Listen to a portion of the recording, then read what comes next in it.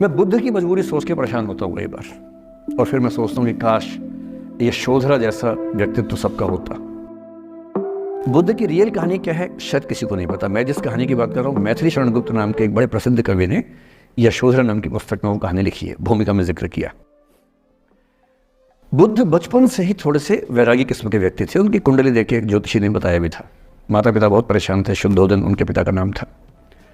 माता पिता ने बहुत कोशिश की कि इस बच्चे का मन विरक्त न हो। अच्छा महल बनवाया, सारी सुविधाएं दी। जैसे ही बुद्ध थोड़े से किशोरावस्था में आए, उस समय की दुनिया की सबसे खूबसूरत महिला से, लड़की से, यशोधरा से उसकी शादी करवा दी। यशोधरा के पिता ने काफ़ी एग्जाम लिए बुद्ध जी के, वो सारे एग्जाम में पास हुए, तब जाकर शादी हुई। ऐसे नहीं हुई, शादी हुई। तो बुद्ध भी ठीक था, रमे रहे उस जीवन में। बेटा हुआ उनका राहुल। अब बुद्ध की विरक्ति का भाव बढ़ता जा रहा था। 29 साल की उम्र के आसपास ऐसा हुआ कि उन्होंने एक मृत व्यक्ति को देख लिया, एक बूढ़े को देखा, एक भिखारी को देखा, एक बीमार को देखा। विरक्त हो गए और उनका मन हुआ घर छोड़ दूं, ज्ञान की खोज में चला जाऊं। अब ज्ञान की खोज में जाएं, उनको पता है कि भाई मेरी पत्नी भी है, मेरा बेटा भी है, राज्य भी है, कैसे छोड़ दूं? छोड़ना जरूरी है। अंदर की आवाज है कि छोड़ो, तुम इस चीज के नहीं बने हो, तुम्हारा स्वधर्म कुछ और है। बाहर की जिम्मेदारी है कि छोड़ नहीं सकते। मैं अनुमान करता हूं कि बुद्ध ने शायद अपने पिताजी से कहा हो कभी कि पिताजी मैं बहुत परेशान हूं, छोड़ना चाहता हूं। तो पिता ने समझा बुझा के मना किया होगा कि बेटा शोभा नहीं देता, ऐसा मत करो। हो सकता है पत्नी से भी बात की हो, पत्नी ने भी कहा हो कि ये क्या बात हुई, हम सबका जीवन तुम पे टिका है, बच्चा अभी बिस्तर से भी नहीं उतरा है, अभी तो चलना भी नहीं शुरू किया है, तुम ऐसी बात कर रहे हो। इसका जिक्र नहीं मिलता इतिहास में कि ये बात हुई कि नहीं हुई। और एक दिन बुद्ध ने तय किया और वो आधी रात को पत्नी और बेटे को सोता हुआ छोड़ के चले गए। इसको बौद्ध परंपरा में महाभिनिष्क्रमण कहते हैं, बुद्ध का अपने घर से निकल जाना।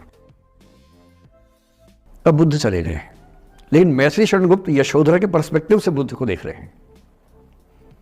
यशोधरा बहुत परेशान है, भाई पति चला गया है, बच्चे का पिता चला गया, मजाक थोड़ा है। राजा परेशान है कि उनका उत्तराधिकारी चला गया है।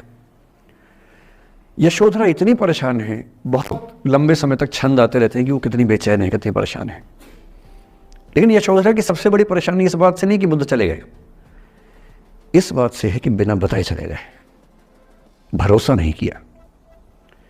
और वो अपनी सहेली से कहती है, सिद्धि हेतु स्वामी गए, यह गौरव की बात। मुझे गर्व है कि मेरा पति इतने महान काम के लिए गया है। सिद्धि हेतु स्वामी गए, यह गौरव की बात, पर चोरी चोरी गए, यही बड़ा व्याघात। सखी वो मुझसे कहकर जाते, कह तो क्या वो मुझको अपनी पथ बाधा ही पाते, क्या मैं रास्ता रोकती उनका? उसके मन में ये मलाल है कि बिना बताए चले गए। वो इस भाव को लेट गो नहीं कर पा रही है, परेशान है। फिर बुद्ध को ज्ञान मिला 6 साल की तपस्या के बाद, बोधगया में बोधि वृक्ष के नीचे ज्ञान मिला। बात फैल गई।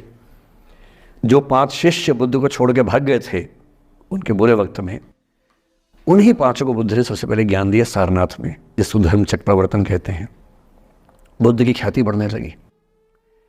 शुद्धोदन ने बुद्ध के पास, अपने बेटे के पास कई लोगों को भेजा ये कहने के लिए कि भाई यहां भी तो आओ, हमसे भी तो मिलो।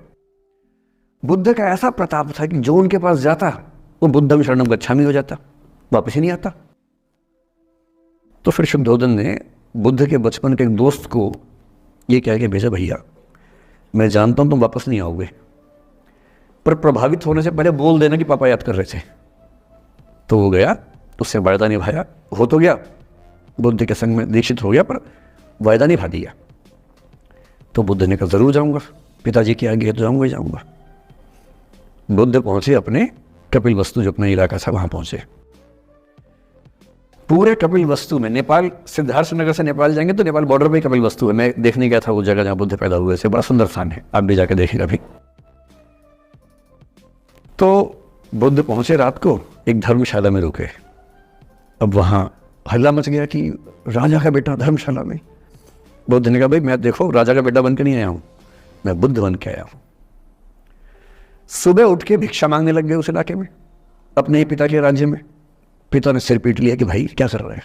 फिर बुद्ध ने सूचना भिजवाई कि मैं बुद्ध हूँ, बेटा हूँ संयोग से, ठीक है मैं आ रहा हूँ मिलने के लिए, पर मैं बुद्ध होके आया हूँ, मेरी चर्या है, नियम है, मैं भिक्षा से ही जीवन जीता हूँ अपना। ठीक है, पिताजी ने कहा चल कोई बात नहीं। फिर बुद्ध गए पिता से मिलने, पिता से मिले, सबसे मिले, भरी सभा में, लेकिन यशोधरा नहीं आई मिलने के लिए, लेट गो नहीं कर पा रहे थे। उसके मन में दर्द था, छुप के क्यों गया, बता के जाता। बुद्ध ने पूछा पिता से कि यशोधरा कहाँ है, तो बोले कि वो कह रही है कि अगर बुद्ध मिलना चाहेंगे तो खुद ही मिलने आएंगे मुझसे, मैं क्यों जाऊंगी भाई, आत्मसम्मान भी तो कोई चीज़ है, मैं क्यों मिलने जाऊंगी। तो बुद्ध मिलने गए। सोचिए कमरे में यशोधरा बैठी है, राहुल साथ में है। अब राहुल थोड़ा सा बड़ा हो गया है, 6-7 साल का है। बुद्ध गए हैं। अब आपके मन में आ रहा है कि बुद्ध वहाँ जाके बोलेंगे सॉरी मैंने गलत किया, I hurt you, I really feel sorry. बुद्ध है वो, बुद्ध है। वहाँ जाके क्या बोल रहे पता है, भिक्षाम देहि, भिक्षा दो। और यशोधरा कितनी महान महिला रही होगी, उसने अपने बेटे का हाथ बाप के हाथ में दे दिया। लेट गो का इससे महान उदाहरण दुनिया के इतिहास में नहीं है कि चलो आखिर तुमने आके झुक के कुछ मांगा तो सही। उसकी जितनी ईगो थी, अहंकार था, सब विगलित हो गया। और जो औरत परेशान थी कि मुझसे बिना बताया गया, उसने अपने बेटे को दे दिया कि इसको लेके जाओ, क्योंकि मैं जानती हूं कि तुम महान काम कर रहे हो, और तुम महान काम कर रहे हो तो मैं क्यों बीच में आऊंगी भाई। मेरा पति महान काम कर रहा है तो मुझे खुशी होनी चाहिए, और तुम्हारी उस खुशी में मैं क्यों पीछे हटूं। बस मुझे भरोसे में लेके जाते तो और खुश होती।